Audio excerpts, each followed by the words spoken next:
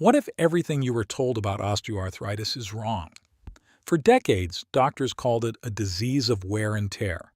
They said your joints wore down from too much use, too much weight, too much movement. They told you to rest more, move less, and accept that your cartilage was simply grinding away like brake pads on a car. But here's the truth. That explanation is outdated, and it's been holding millions of seniors back from the relief they deserve. A groundbreaking shift in medical understanding now shows that osteoarthritis is not caused by using your joints too much. It's caused by chronic, low-grade inflammation that slowly destroys the cartilage from the inside out. And once you understand this, everything changes. Because inflammation can be reduced, cartilage can be protected, and pain that seemed permanent can actually improve. Research published in the Journal of the American Medical Association confirms that inflammatory markers, not mechanical stress, are the primary predictors of osteoarthritis progression. This means the old advice to stop moving and rest your joints was not just unhelpful, it was counterproductive. It made the problem worse. Welcome back to the Senior Health Podcast. Today, Japan's oldest doctor is going to explain what osteoarthritis really is, why the old wear and tear theory was completely wrong, and 4 specific ways you can reverse the pain and protect your joints starting today. Doctor, this is one of the most interesting episodes we've ever done for anyone living with joint pain. Why does it matter so much? John, it matters because the wrong explanation leads to the wrong solution. For years, we told patients to stop moving because movement was supposedly destroying their joints. We told them that their pain was inevitable, that cartilage simply wears out with age. But this discouraged people from doing the very things that would help them. Now we know better. Osteoarthritis is driven by inflammation, not by motion. And that means we can fight it. We can actually do something about it. That's a complete shift in thinking. But before we get into the 4 ways to reverse the pain, I want everyone with osteoarthritis to engage. Leave us with a comment if you've been told your joint pain is just wear and tear, and if you've been avoiding movement because you were afraid of making it worse. Yes, please share. Because if you've been living with this outdated belief, today is the day that changes. Today is the day you learn what's really happening in your joints and what you can actually do about it. Now, doctor, let's start at the beginning. If osteoarthritis isn't wear and tear, what is it actually? What's really going on inside the joint?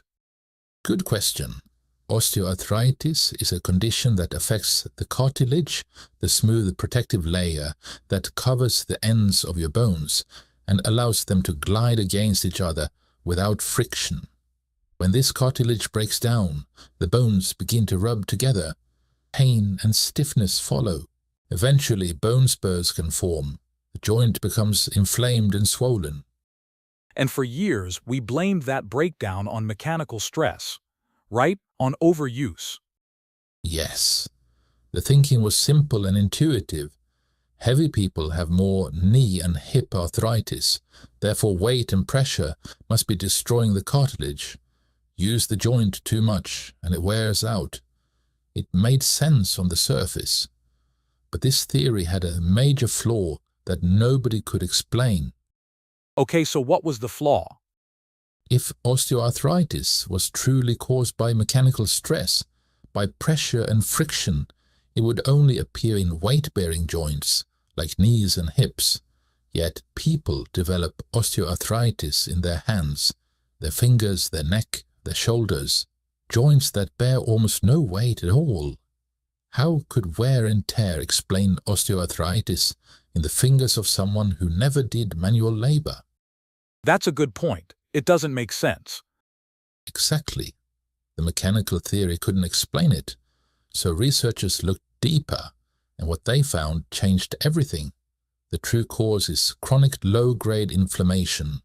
The immune system sends inflammatory cells to the joint, and these cells release chemical substances called cytokines that slowly destroy the cartilage over time.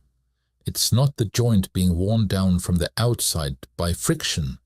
It's being attacked from the inside by your own immune system. So inflammation is the real culprit.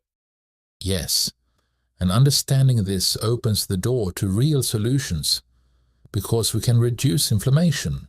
We can actually change the internal environment of the body and protect the cartilage that remains and slow or stop further destruction. I understand. So what triggers this inflammation in the first place? Several factors, actually. First of all, genetics play a role, and we can't change our genes.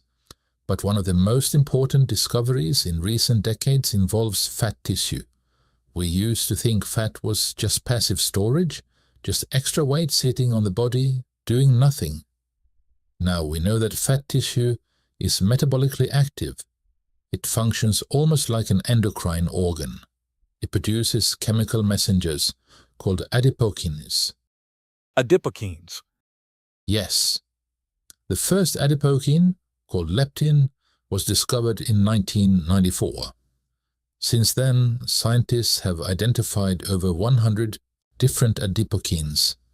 These are chemical signals produced by fat cells that travel through the bloodstream and affect tissues throughout the entire body. And these adipokines cause inflammation. When present in excess, absolutely. They create a pro-inflammatory state throughout the entire body. This is why people with obesity develop osteoarthritis, not just in their knees and hips, but in their hands and neck as well. It's not about the weight pressing down on the joint. It's about the inflammation circulating through the bloodstream, reaching every joint in the body, attacking cartilage wherever it finds it. So the inflammation comes first, and the cartilage damage follows. Precisely. The adipokines create inflammation. The inflammation attracts immune cells. The immune cells release cytokines. The cytokines destroy cartilage. It's a cascade, a chain reaction. And once you understand this chain, you can start breaking the links, which leads us to the first of 4 ways to reverse osteoarthritis: pain. All right, everyone, please pay attention. Play back the previous part if there is anything you do not understand yet, because this is where it gets practical. Doctor, tell us, what's the first way? The first way is weight loss, but not for the reason you might think. Yes, losing weight reduces the mechanical load on your knees and hips, but far more importantly, it reduces the amount of adipokines your body produces. Fewer adipokines means less systemic inflammation. Less inflammation means slower cartilage destruction and significantly less pain. So even a small amount of weight loss could help. Absolutely. A landmark study published in Arthritis and Rheumatology in 2018 followed over 400 adults with knee osteoarthritis and found that participants who lost just 10% of their body weight experienced a 50% reduction in pain and significant improvements in joint function. The researchers concluded that the benefits came primarily from reduced inflammation, not just reduced mechanical stress. This is why people with hand osteoarthritis also improve when they lose weight, even though their hands bear no weight at all. The hands aren't experiencing less pressure. They're experiencing less inflammation. That's a powerful reframe. It's not about lightening the load on the joint. It's about calming the fire inside the body. Exactly right. Every pound of fat lost is a reduction in the inflammatory chemicals circulating through your system. And this leads directly to the second way, which might surprise people who have been told to rest their painful joints and avoid activity. I think I know where this is going, and I think a lot of people need to hear it. The second way is movement. I say this often, John. Motion is lotion. Moving the joint, using the cartilage, putting weight on it. These actions are not harmful. They are healing. They are exactly what the joint needs. But so many people are afraid to move because they think they're grinding down their cartilage. They think every step is causing more damage. And that fear is based on the old incorrect wear and tear model. Let me tell you what actually happens when you move. Inside every joint, there's a fluid called synovial fluid. This fluid nourishes the cartilage, delivers nutrients, removes waste products, and lubricates the joint surfaces. But here's the critical point. Synovial fluid only circulates when you move the joint. When you stay still, the fluid becomes thick and stagnant, like honey that's been sitting in a cold jar, crystallized, sticky. And movement warms it up, gets it flowing, I assume? Exactly. When you move, you stir the honey. You warm it, it becomes fluid and clear again. The cartilage receives better nutrition. Waste products are cleared away. The joint functions more smoothly. This is why people feel stiff after sitting for long periods and feel looser and more comfortable after they start moving around. And is there research showing this directly? There is. A fascinating study published in the Journal of Orthopedic Research in 2019 examined cartilage health in astronauts before and after extended space missions. In space, there's no gravity, so the joints bear no weight whatsoever. Based on the old wear and tear theory, you would expect that to protect the cartilage beautifully. No stress, no damage, right? But the opposite happened. Astronauts who spent extended time in space returned to Earth with measurably thinner cartilage and reduced synovial fluid in their joints. The lack of movement and weight-bearing actually accelerated joint deterioration, not prevented it. That's remarkable. What about on the other end? People who use their joints heavily? Athletes who stress their joints repeatedly, who run and jump and put enormous demands on their cartilage, actually have thicker, healthier cartilage than sedentary people. The body builds what it needs based on the demands placed upon it. If you stop moving, the body concludes that the joint is no longer important and stops investing resources in maintaining it. If you keep moving, the body prioritizes that joint and actively maintains the cartilage.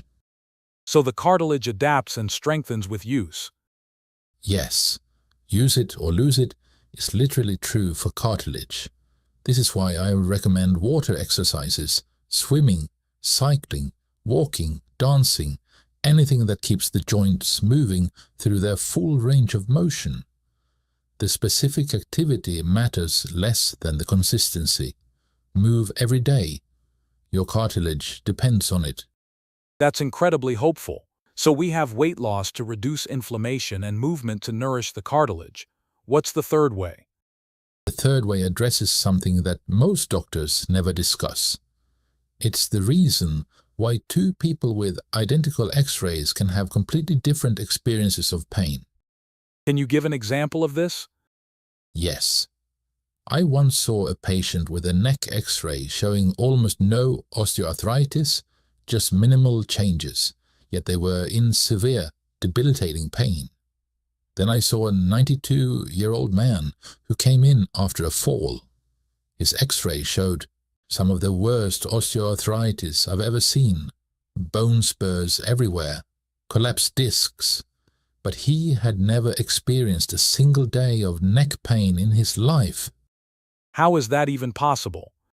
Because pain is not just a direct measurement of tissue damage, it is an experience created by the brain.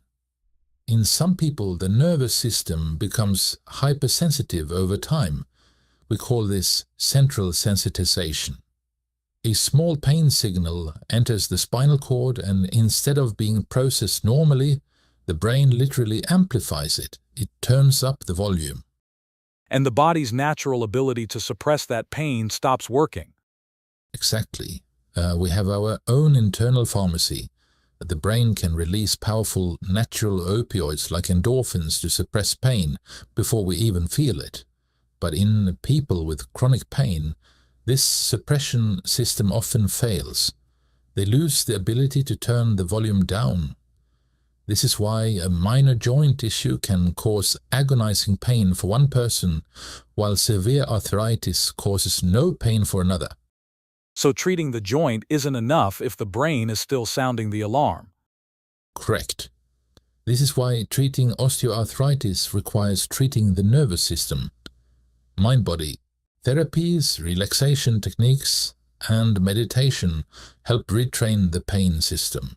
They restore the brain's ability to regulate those signals appropriately. That's fascinating. Once people understand their pain is real but changeable, it must be a huge relief. It is. The volume can be turned down. Hope is absolutely justified.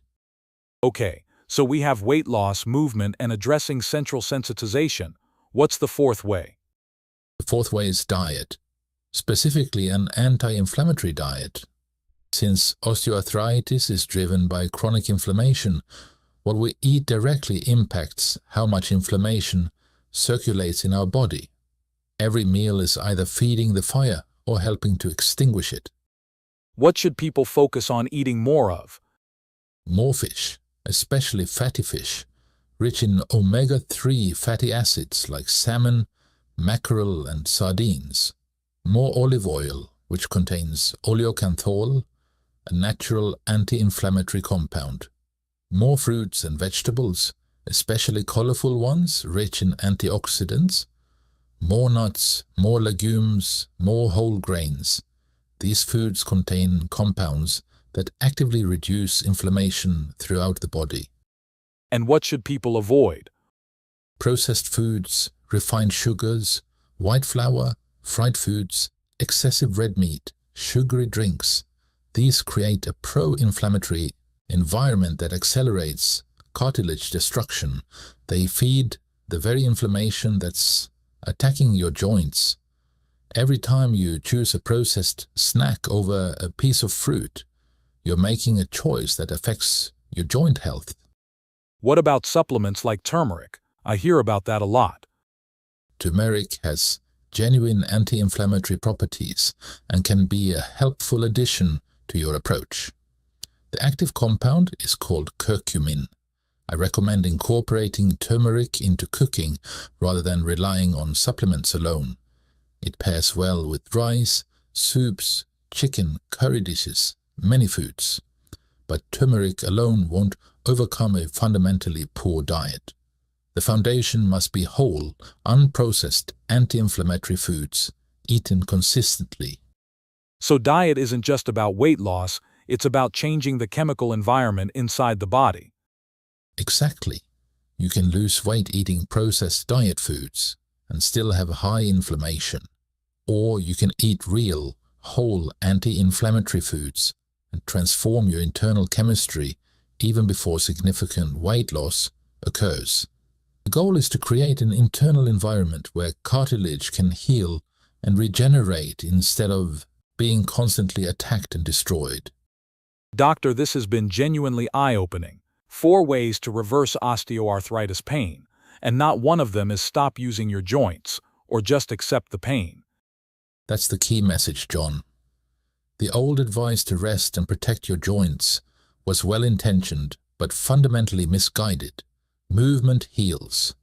Weight loss reduces the inflammatory chemicals attacking your cartilage. Mind-body practices calm the oversensitized nervous system, and diet changes the chemical environment inside your body. Together, these 4 approaches address the true causes of osteoarthritis, not just the symptoms. Any final thoughts for everyone watching? Yes, remember, osteoarthritis does not have to mean constant pain. It does not have to steal your mobility or your independence. The cartilage you have right now can be protected and nourished. The inflammation can be reduced, and the pain system can be retrained. Start with one change today. One walk, one healthy meal, one moment of stillness. Your joints will thank you. Thank you, Doctor. Everyone, let us know in the comments which of the 4 ways you're going to start with this week. If this helped, give it a thumbs up and subscribe. And make sure to watch this next episode. Oh, this is a good one. People should see People should this. definitely watch. See you there.